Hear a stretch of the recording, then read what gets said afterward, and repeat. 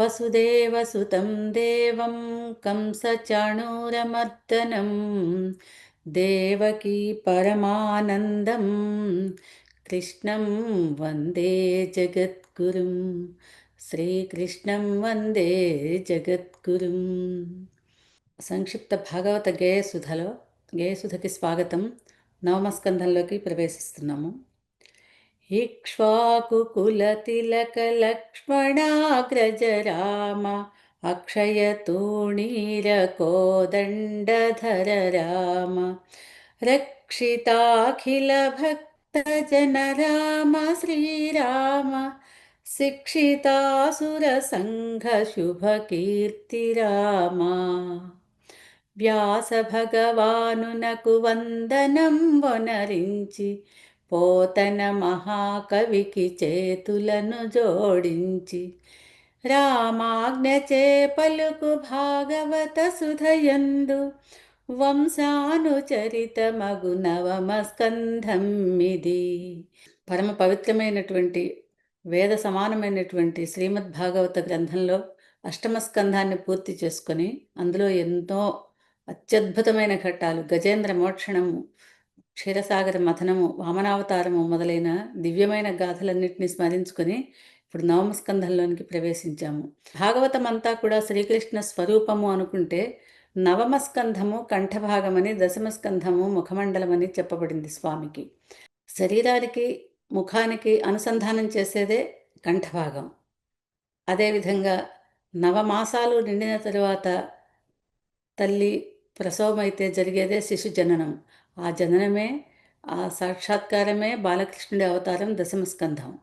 కనుక ఇప్పటి వరకు మనకు అక్కడ తొంగి చూస్తూ విష్ణు కథామయంగా ఉంటూ కృష్ణుడిగా అక్కడ తొంగి చూస్తూ ఉన్న శ్రీకృష్ణ పరమాత్మ మనకు నవమస్కంధంలో అది ఒక భూమికగా ఆ వంశాల చరిత్రలో చెప్పబడి యదువంశంలో ఆయన ఆవిర్భవించడానికి సిద్ధంగా భూమికని సిద్ధపరచుకున్నట్టుగా మనం నవమస్కంధాన్ని భావించవచ్చు. మనకు ప్రారంభంలో విష్ణు కథామయంగా మొదటి 9 స్కంధాలు నడిచినప్పటికీ విష్ణువు సాక్షాత్తు శ్రీకృష్ణ పరమాత్మగా అవతరించబోతున్న విష్ణువు భగవానుడు అక్కడక్కడ తన శ్రీకృష్ణ స్వరూపాన్ని ప్రథమ స్కంధంలోనే భీష్మస్థుతిలోనూ కుంతీస్థుతిలోనూ కృష్ణుడిగా సాక్షాత్కరించాడు మనకు. తర్వాత ధర్మజ నారదుల సంవాదంలోనూ విదుర మైత్రేయ సంవాదాల్లోనూ అనేక రూపాలుగా మనకు కృష్ణ పరమాత్మ యొక్క దర్శనం జరిగింది. ఇంకా ఇప్పుడు పరిపూర్ణమైన అవతారంతో స్వామి అవతరించబోతారు దశమస్కంధంలో. కనుక నవమస్కంధము దానికి భూమిక అని చెప్పుకోవచ్చు. నవమస్కంధం అనేది వంశానుచరితం. నవమస్కంధంలో అనేక వంశాల చరిత్రలన్నీ వర్ణించబడ్డాయి. అసలు పురాణం పంచలక్షణం అన్నారు. సర్గశ్చ ప్రతిసర్గశ్చ వంశో మన్వంతరాణిచ వంశానుచరితం చేవ పురాణం పంచలక్షణం అని కదా ఉవాచ. అయితే పంచలక్షణాల ఈ 5 లక్షణాలని కలిగి ఉంటాయి పురాణాలు అని చెప్పారు పెద్దలు. సర్గశ్చ ప్రతిసర్గశ్చ సృష్టి స్థితి లయలు చెప్పబడాలి ఒక పురాణంలో.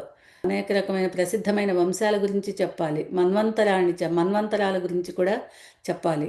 ఇది పురాణ లక్షణంగా చెప్పారు పెద్దలు. ఆ పురాణ లక్షణాల్లో ఇప్పుడు మనము మనువంశ క్రమంలో అనేకమైన గొప్ప గొప్ప మహాత్ముల దివ్య చరిత్రలన్నీ తెలుసుకున్నాము. సృష్టి ఎలా జరిగింది, మొట్టమొదట యజ్ఞవరాహ స్వామిగా భూమిని పైకెత్తినప్పటి నుంచి ఈ భూమి మీద బ్రహ్మదేవుడు ప్రజాపతుల ద్వారా మనువుల ద్వారా ఏ విధంగా సృష్టించింది అన్నీ చెప్పుకున్నాము, తెలియజేశారు ఇందులో. ఈ లక్షణాలన్నిటితో కూడా పురాణం పంచలక్షణం అన్న విధంగా సృష్టి, ప్రతి సృష్టి, తర్వాత సృష్టి స్థితి లయాలు, వంశాలు, వంశ చరిత్రలు చెప్పుకుంటున్న ఈ విభాగంలో ఈ నవమస్కంధం కేవలం ఎక్కువ అన్ని రకాల రాజవంశాలు, మనువు దగ్గర నుంచి మొట్టమొదటి సృష్టి ఆరంభం నుంచి వచ్చిన ప్రముఖమైన వంశాలన్నింటినీ చెప్తుంది మనకు ఈ నవమస్కంధం. ప్రజాపతి తన సృష్టి ఎలా చేశారు, బ్రహ్మదేవుడు ప్రజాపతుల్ని మనువుల్ని సృష్టి చేసిన క్రమం నుంచి ఈ నవమస్కంధంలో చెప్పబడుతుంది. పరమ పురుషుని నాభిమధ్యమున బంగారు పద్మంబు ప్రభవించే అందు బ్రహ్మ జనించే బ్రహ్మ మానసమందు జన్మించ మరీచి వానికి కశ్యపుడు కొడుకుగా జన్మించే దక్షసుత అదితికి కశ్యప ప్రజాపతికి సూర్య భగవానుండు సుతుడుగా జన్మించే సూర్యునకు భార్యయగు సంజ్ఞయందున కలిగే శ్రాద్ధదేవుండనడి వైవస్వతమను. సృష్టి ఆరంభం నుంచి చెప్పబడిందండి.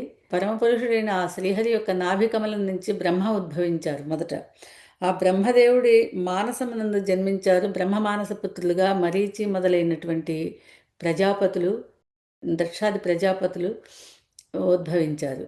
అటువంటి మరీచి అనే ప్రజాపతికి కశ్యపుడు అనేవాడు కొడుకుగా జన్మించాడు. ఆయన ప్రజాపతి, కశ్యప ప్రజాపతి.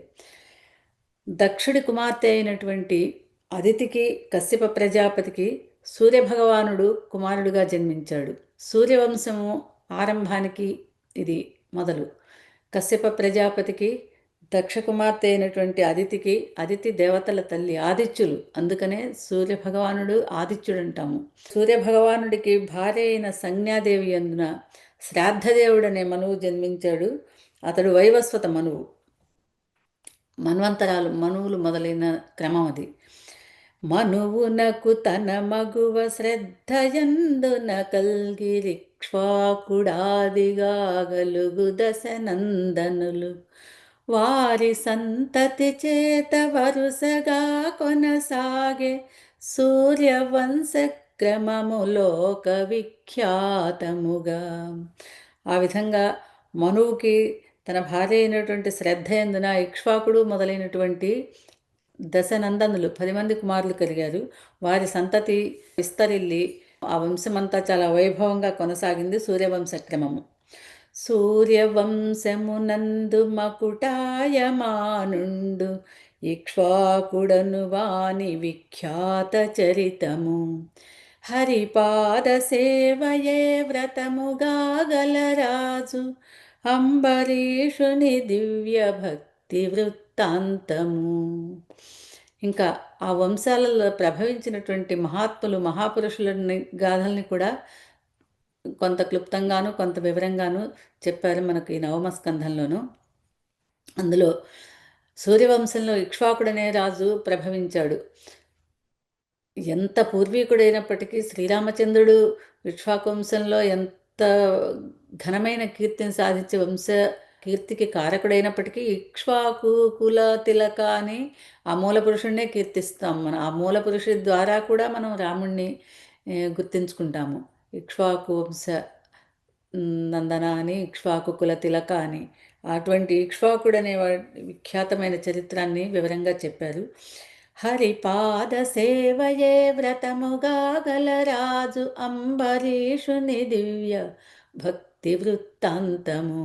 ఆ వంశంలో అంబరీషుడనే ప్రభువు జన్మించాడు. సకల భూమండలాన్ని ఎంతో సామర్థ్యంతో గొప్పగా పరిపాలించిన ఆ ప్రభువు ఎంతో విష్ణుభక్తి పరాయణుడు. అంబరీషుని దివ్యమైన భక్తి వృత్తాంతం ఏంటంటే, అంబరీషుడు ద్వాదశి పారణ చేయబోయే ముందర దూర్వాస మహాముని రాగా దూర్వాస మహాముని పూజించి భోజనం స్వీకరించమని ప్రార్థిస్తే అంబరీషుడు స్నానానికి వెళ్ళి వస్తానని దూర్వాస మహర్షి వెళ్ళి నదీ తీరంలో కూర్చొని ఎంతకీ రాకపోతే ద్వాదశి ఘడియలు వెళ్ళిపోతున్నాయని, ద్వాదశి పారణ చేయాలని పండితుల్ని, విప్రుల్ని, గురువుల్ని అడిగి జలం ఒక్కటి స్వీకరించి కూర్చున్నాడు అంబరీషుడు. అప్పుడు వచ్చాడు దూర్వాసుడు. అతిథిని నన్ను భోజనానికి పిలిచి నీవు భుజిస్తావా అని ఆగ్రహంతో తన జటాజూటంలో నుంచి ఒక జటను తీసి కొడితే అది కార్చిచ్చోలే వెంటాడి అంబరీషుడిని తరుముతుంటే కృష్ణ కృష్ణ అని ప్రార్థన చేసి నమస్కరించి నిల్చున్నాడు ఆ విష్ణుభక్తుడైన అంబరీషుడు. ఆ యొక్క జటని తరుముతూ విష్ణుచక్రం వస్తుంది. విష్ణుచక్రం ఆ జటని దుర్వాసుడిని తరుముతూ అన్ని లోకాలు తిప్పుతుంది. బ్రహ్మలోకము, కైలాసము, వైకుంఠం, సమస్త లోకాలకు వెళ్ళిన వైకుంఠానికి వెళ్ళినప్పుడు నారాయణుడు నువ్వు వెళ్ళి అంబరీషుడిని మాత్రమే శరణు వేడుము అని చెప్పినప్పుడు అంబరీషుడిని దగ్గరికి వచ్చి దూర్వాస మహర్షి క్షమార్పణ వేడి నన్ను నువ్వు కాపాడాల్సింది అని అడిగేటప్పుడు ఆ విష్ణు చక్రాన్ని ప్రార్థించి దాన్ని శాంతింపజేసి అంబరీషుని భక్తి వృత్తాంతం అనేది అత్యద్భుతము, లోక విదితము. ఇంకా ఆ సూర్యవంశ క్రమం ఎట్లా కొనసాగింది అంటే, షట్చక్రవర్తులలో ప్రప్రథముడైనట్టి సత్యనిష్ఠాపరుడు హరిశ్చంద్రుని గాథ. ఆ సూర్యవంశంలో ఇంకా ప్రముఖమైన వారు జన్మించిన వారు ఎవరు అంటే, షట్చక్రవర్తుల్లో మొదటి వాడైనట్టి సత్య హరిశ్చంద్రుడు. సత్యం కోసం భార్యాబిడ్డల్ని సైతం అమ్మి కాటి కాపరేయి సత్యహరిశ్చంద్రుని కథ అందరికీ తెలిసిందే. అటువంటి సత్యవర్తనుడు సగర భగీరథుల సంకల్ప సాధనము.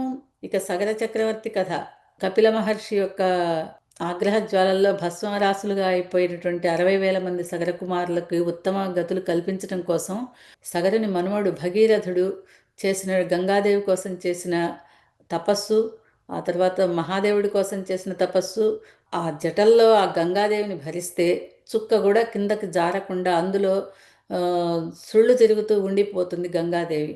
అప్పుడు భగీరథుడు ప్రార్థిస్తాడు, స్వామి నేను ఇంత తపస్సు చేసింది నా పితృలోక ప్రాప్తి కలిగించడానికి గంగతో తర్పణాలు ఇవ్వాలి, కనుక గంగాదేవిని దయచేసి విడిచిపెట్టమని చెప్పి ప్రార్థించినప్పుడు శివుడు గంగని తన జడల్లోంచి వదిలిపెడతాడు.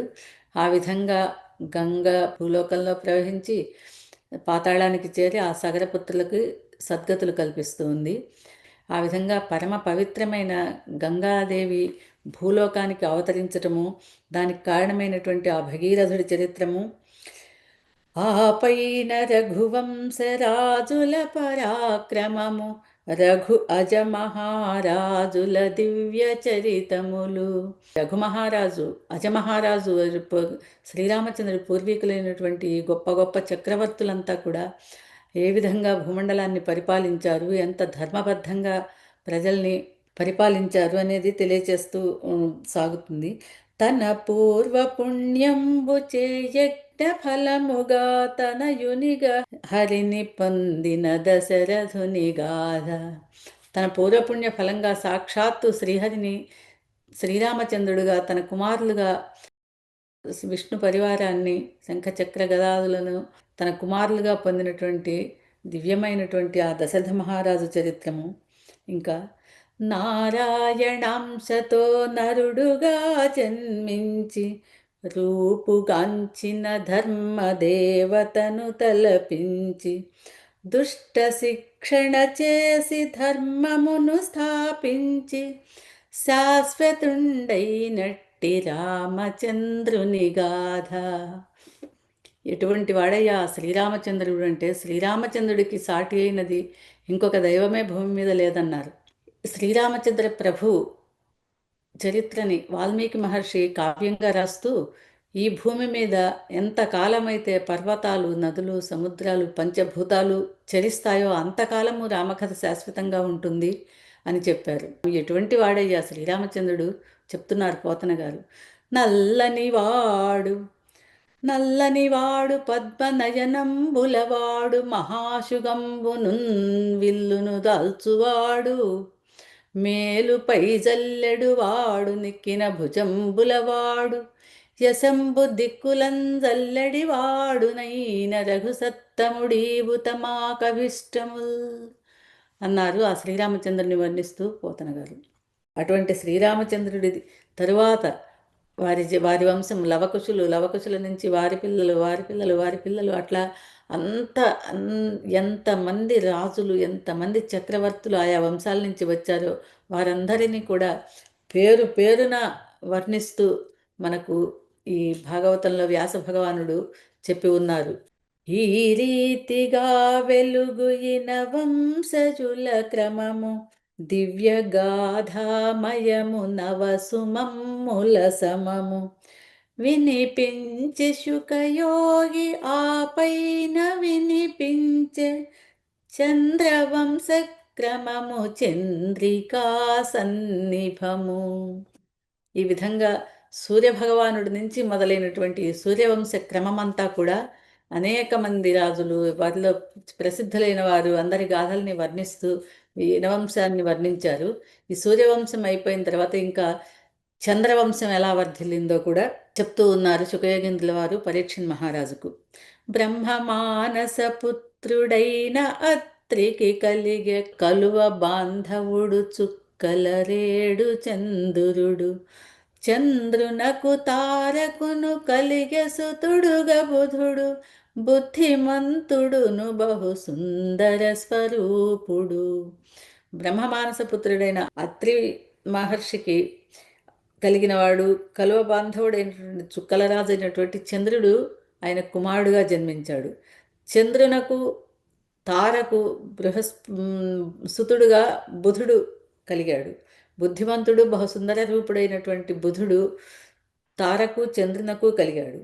బుధునకు ఇంకా ఇళా అనే దేవి యందు పురూరవుడు, షట్చక్రవర్తుల్లో హరిశ్చంద్రుడు, నలుడు, పురుకుచ్చుడు, పురూరవుడు, సగరుడు, కార్తవీర్యుడు అనే ఈ షట్చక్రవర్తుల్లో ఒకడైనటువంటి పురూరవుడు బుధునకు ఇళయందు కలిగాడు.